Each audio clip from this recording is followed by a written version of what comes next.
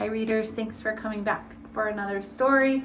Happy election day. I'm happy to say that I already voted, and there are other things happening in November besides our election, and this book is going to highlight some of them. Check it out, In November by Cynthia Rylant.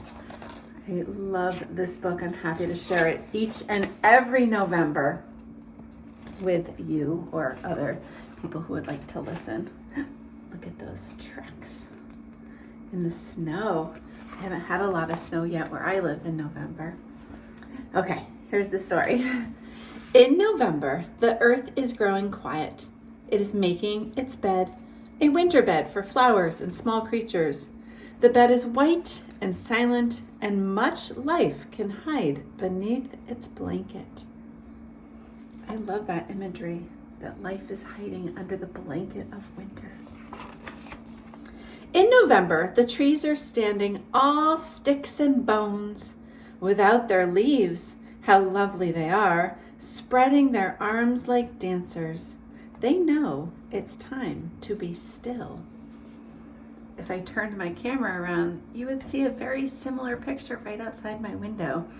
And this reminds me of the song Stick Season. Do you know it? It's so good.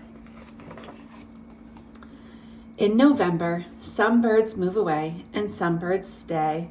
The air is full of goodbyes and well wishes. The birds who are leaving look very serious.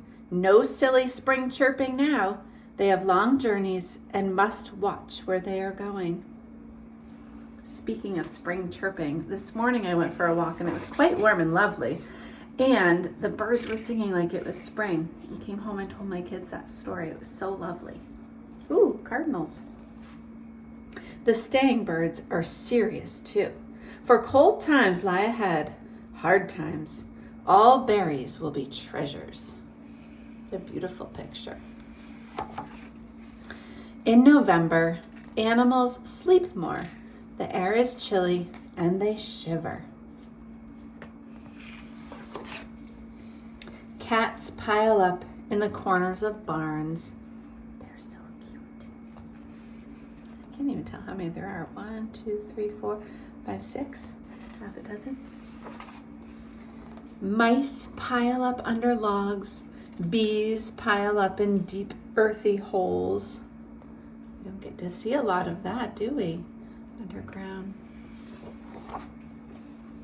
And dogs lie before the fire.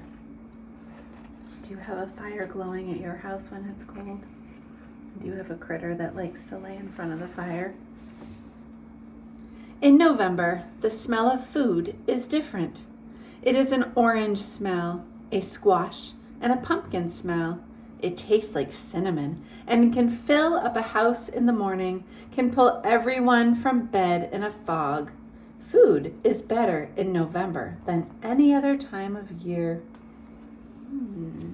I made pumpkin muffins this weekend and it woke up a whole group of kids. Ooh, a celebration. In November, people are good to each other. They carry pies to each other's homes and talk by crackling wood stoves, sipping mellow cider. Beautiful. Do you like cider? I love cider. Warmed up cider is so yummy. They travel very far on a special November day just to share a meal with one another and give thanks for their many blessings, for their food on their tables and the babies in their arms. Do you travel to see people in November, or people travel to you? And then they travel back home. Oh, look at those goodbye wishes. Hugs and taking care of each other. In November, at winter's gate, the stars are brittle. The sun is sometimes a friend, and the world has tucked her children in with a kiss on their heads until spring. This looks like a very Vermont picture. Not quite yet. It's still a little bit warm in November, but this is coming. The end. I love it. What a sweet story.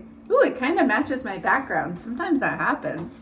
I hope you enjoyed this story and you come back for another one, and that you find lots of things to enjoy in November, especially staying warm by a wood stove and the people that you love and all the good smells and the good things to eat. Come back for another story.